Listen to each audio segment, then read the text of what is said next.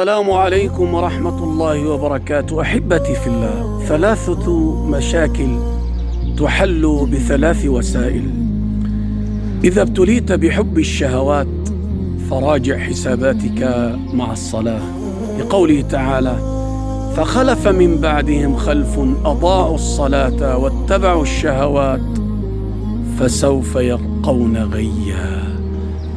وإذا أحسست بعدم التوفيق والنجاح حاسب وراجع حساباتك مع أمك، لقوله تعالى: وبرا بوالدتي ولم يجعلني جبارا شقيا.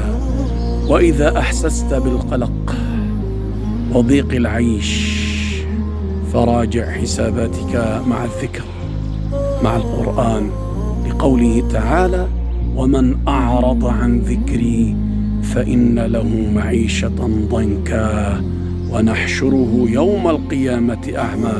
هذا والله أعلم. اللهم اغفر لنا جميعا. السلام عليكم ورحمة الله وبركاته.